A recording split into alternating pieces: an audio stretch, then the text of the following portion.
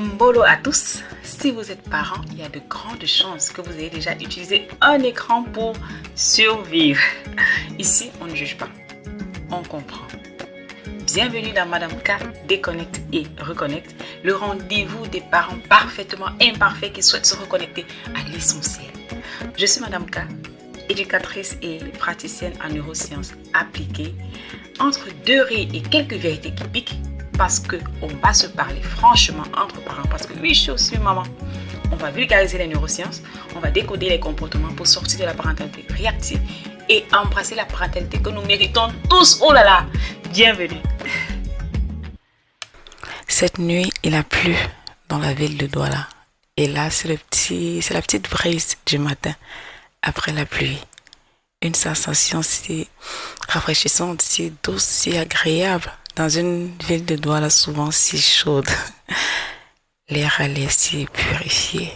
Dans une ville de Douala souvent si encombrée.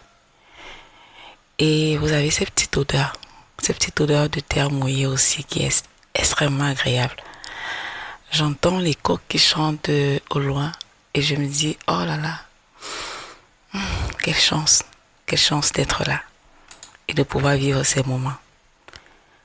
Aujourd'hui, c'est la journée internationale de sensibilisation à l'autisme. Une mobilisation massive qui dure depuis de nombreuses années. Cette mobilisation a permis à de nombreuses familles de mieux comprendre leurs enfants et de savoir qu'il existe des moyens de les accompagner. Mais pourquoi je vous parle d'autisme aujourd'hui? Parce qu'en tant qu'experte, je vois de plus en plus de parents terrifiés qui confondent deux réalités. Certains symptômes observés chez les enfants surexposés aux écrans ressemblent à s'y méprendre à ceux de l'autisme. Cette confusion fausse tout. On cherche un diagnostic neurologique là où en fait il y a parfois une addiction environnementale. L'un des symptômes majeurs de l'autisme est l'isolement social. Ces enfants ont des difficultés à décoder les codes sociaux et à interagir. Mais regardez bien, un enfant qui est addict aux écrans présente exactement la même attitude. C'est mathématique. Un enfant plongé 6 à 8 heures par jour dans un monde virtuel est physiquement et mentalement arraché à la réalité. S'il ne regarde pas dans les yeux, ce n'est pas forcément parce que son cerveau traite l'information différemment, comme dans l'autisme, c'est parce qu'il n'a pas appris à le faire. Le lien social est un muscle. S'il n'est pas sollicité durant la petite enfance, il s'atrophie. Les chercheurs ont commencé à utiliser le terme controversé mais parlant d'autisme virtuel.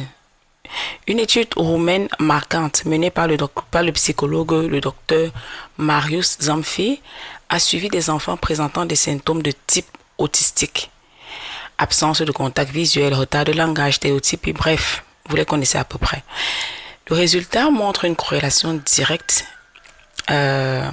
entre ces symptômes et une exposition aux écrans de plus de 4 heures par jour chez les moins de 3 ans. L'un des chocs dans ces résultats, c'est que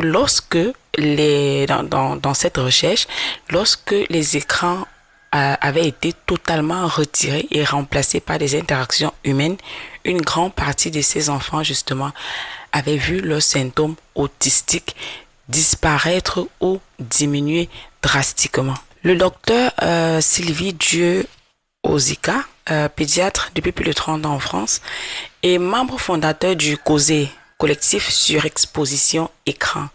Elle est également auteure de l'ouvrage Les écrans n'apportent rien. Le docteur, justement, d'ailleurs que je vous invite à acheter et à lire, dont le docteur Dieu-Ozika a pu faire les mêmes observations, les observations similaires chez les enfants justement qu'elle accompagnait. Des symptômes proches de l'autisme qui disparaissent complètement après la suppression des écrans. Vous comprenez donc son engagement actif pour la suppression des écrans chez les tout petits. Et même la prestigieuse université de Harvard, les chercheurs y tirent la sonnette d'alarme. Ils expliquent que pour que le cerveau d'un enfant se connecte au monde, il a besoin de ce qu'ils appellent le serve and return, une interaction vivante avec un humain, un peu comme au tennis, ok? Quand je sers, il faut bien que l'autre joueur retourne la balle, sinon elle retombe. Il n'y a pas de jeu, ça perd tout son intérêt. Vous voyez un peu? C'est pareil. Ah, j'espère qu'il y a des fans de Rafael Nadal par ici, des fans comme moi. Hein? Si vous êtes fan de l'autre, on n'est pas amis. Voilà, c'est clair. Donc, il faut savoir que le cerveau, justement, d'un bébé attend une interaction. Il fait un geste ou un son, le service, et l'adulte répond par un regard ou une parole, le retour. C'est ainsi que justement se câblent les circuits de l'empathie et de la communication sociale. L'écran est un mur, il ne répond pas.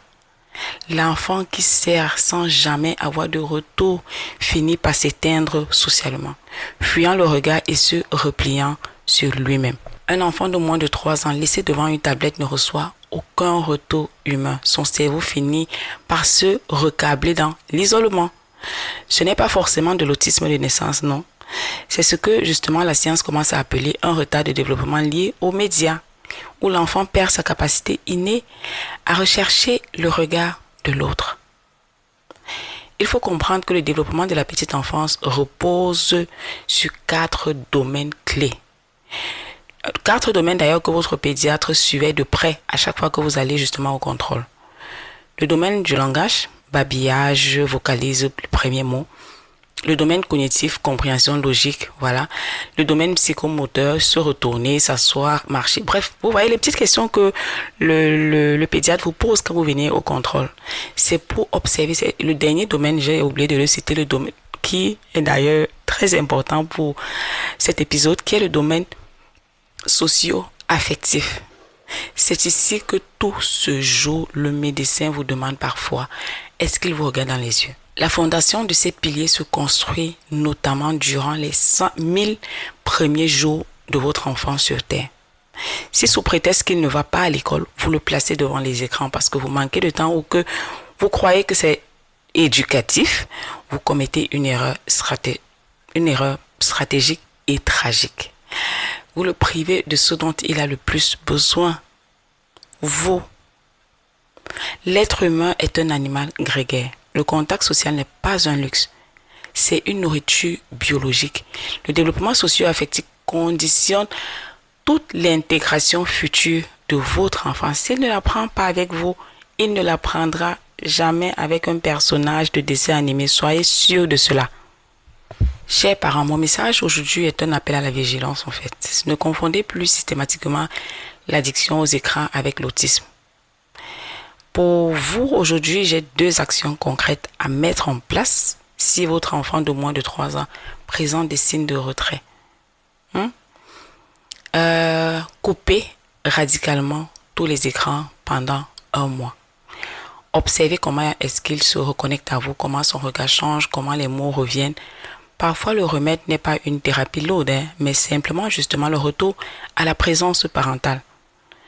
Et si après 1 mois, les symptômes persistent, consultez un spécialiste. Je recommande toujours aux parents qui me contactent d'aller voir un neuropédiatre. C'est beaucoup plus efficace. Le pédiatre n'est pas vraiment spécialiste des difficultés développementales.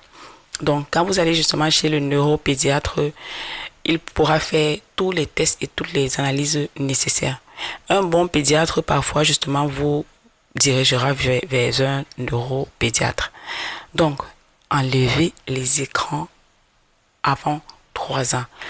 Donnez-leur votre visage, chers parents. Vous leur ferez le plus beau des présents. C'était Madame K. Merci de m'avoir écouté. Comme toujours, c'est un réel plaisir pour moi de partager ce moment avec vous. Je vous donne rendez-vous la semaine prochaine pour un nouveau numéro. Et d'ici là, soyez indulgents avec vous-même, mais restez conscients. Ici, on déconnecte pour mieux se reconnecter à la maison. C'était Madame K. Home, Pichi Fofong.